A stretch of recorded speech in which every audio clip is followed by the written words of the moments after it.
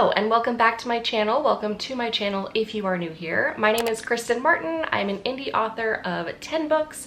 I'm a writing coach. I'm an intuitive, a psychic medium. So basically when you put all of that under one umbrella, I am what you would call a creative entrepreneur. This is the second video of our fall writing series this season, and we're actually going to piggyback off of last week's video where we talked about creating a simplistic writing routine that will keep you consistent with your writing. Today we're going to talk about time blocking. More specifically, how I use time blocking as a new mom to write 5 days a week. With it being the new moon in Virgo, as well as Virgo season, I figured this was the perfect time to talk about time blocking and schedules and routines, because that is what Virgo rules. Virgo rules our health and our routines and our service and what we're giving to other people. First and foremost, what is time blocking? Time blocking is a time management strategy that's been around for quite a while, where you essentially schedule out every aspect of your day by effectively breaking the work week into bite-sized time slots where you focus on specific tasks. So this could be checking your email, working on projects, writing, exercising, taking a break, because yes, it's important to schedule in those breaks, etc. So with time blocking, you divide your day into blocks of time where each block is dedicated to accomplishing a specific task or group of tasks, and only those specific tasks. I think many of us keep an open-ended to-do list, and while this can work sometimes on those days where you're not feeling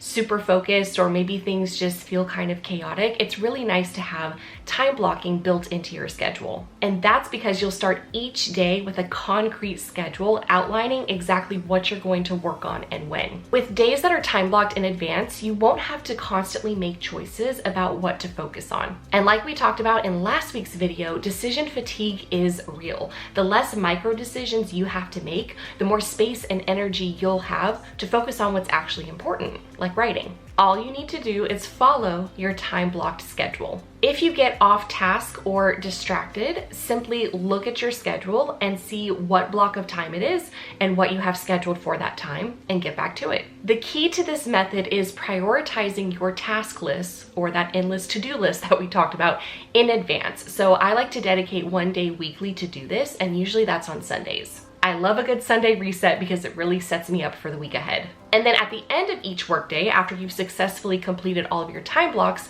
it's important to assess which tasks you didn't finish and if there's anything new that's come in, so that way you can reprioritize, rearrange, move things around for the next day. You can take this approach a step further and do something called task batching, as well as day theming. Task batching is where you take one task and you do it across the board for a certain block of time. For example, you can task batch all emails across all your accounts, so work, personal, any other inboxes that you have. Or you can take your inbox and say, I'm going to tidy up every single one of my inboxes.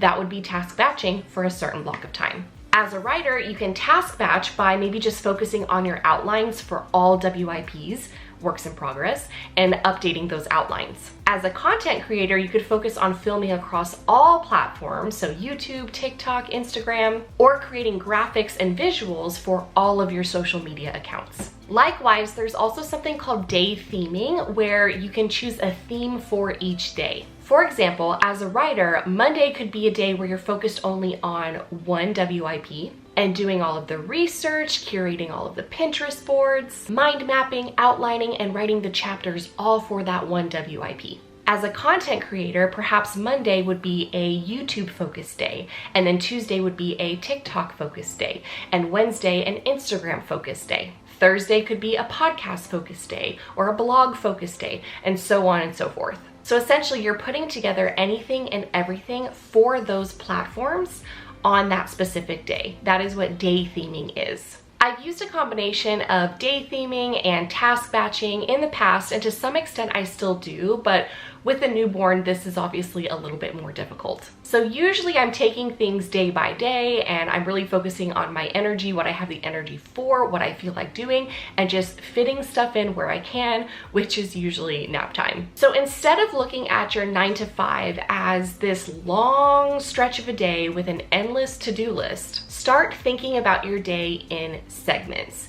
This has been something that has totally changed the game for me, because I look at each day as having 5 segments. Segment 1 is the morning, where the time block is usually 7 a.m. to 10 a.m. This is where I'm waking up with Ivy to change her and feed her and hopefully get a walk-in around the neighborhood in the stroller or the baby Bjorn, just to get, you know, some exercise in, weather permitting, while my husband is getting ready for work and also getting the kids ready to go to school. It's also where I'm having my coffee, reviewing my outline to see what it is I'm going to write in a later segment that day, getting dressed, and reviewing my household and creator to-do list that I have set up in Notion. Segment 2 is early afternoon, where the time block is 10 a.m. to 2 p.m. This usually involves my first writing session of the day because Ivy is asleep somewhere in that time frame. That's why it's a longer block of time, right? Because I don't know exactly when she's gonna go down for her nap, but usually it's between the hours of 10 and 2. Sometimes it's a little bit before 10. Sometimes she sleeps a little bit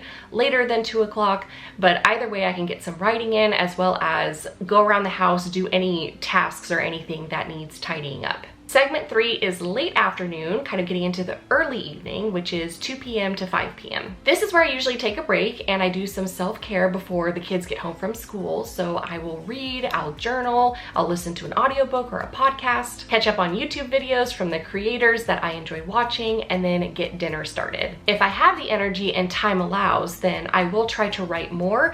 If I'm tired, then usually I'll nap when she's napping to try to catch up on some sleep. Segment 4 is the evening, where the time block is 5 p.m. to 9 p.m. This consists of dinner time, spending time with the littles, and just as a family, getting the backpacks ready for school the next day, packing the lunches, bath time, getting them ready for bed, as well as just finishing up any outstanding household tasks that need to be done for the day. This is also the window of time where my husband and I can spend some time together, whether that's going for a walk, again, weather permitting. It has been so hot here, where we're watching a show together or a movie, or sometimes even just reading in bed next to each other. If you know, you know, it's a comfort thing. Segment 5 is nighttime from 10 p.m. to 1 a.m. This is where my husband spends time with Ivy after work. So usually he's feeding her, he's playing with her, he's conversing with her because she is 2 months old. So she's in that stage where she's wanting to talk and make a lot of sounds. Yeah.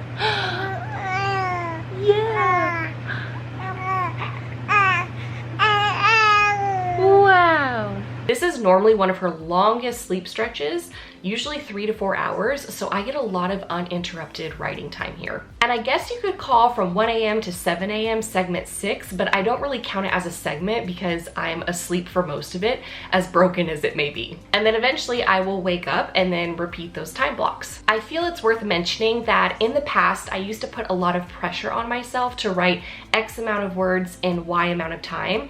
And while that really did help me draft my books quickly, it didn't leave much room for the enjoyment of the writing process. Now that I find myself in a season of life where me time is much more limited, I've come to understand that it's really about the enjoyment of the writing process versus having the finished draft versus the actual outcome, which is the written book.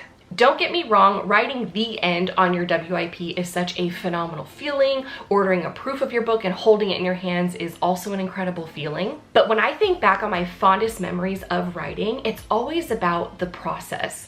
It's the making of the coffee, the lighting of my favorite candle, the cozy atmosphere I create for myself, the curated music playlists, the visuals in my mind, seeing each scene play out as I write them, the complete and utter immersion into the world I've created. That is what I love about writing. That is what is enjoyable about writing. All that to say, don't rush your creative process. Enjoy every little piece of it because that's what makes up the whole. A book isn't a book without its chapters, you know? And if you find you need a little help staying consistent with your writing, I've got you. That's what the Daily Writing Planner is for. The Daily Writing Planner is a single worksheet that helps you determine your fixed schedule, your non-negotiables for each day, and then from there, create your time blocks for writing. The Daily Writing Planner is available on Amazon in 4 different colors: beige, sage, blush, and black for just $12.99. Likewise, if you need help staying accountable, I've got you covered.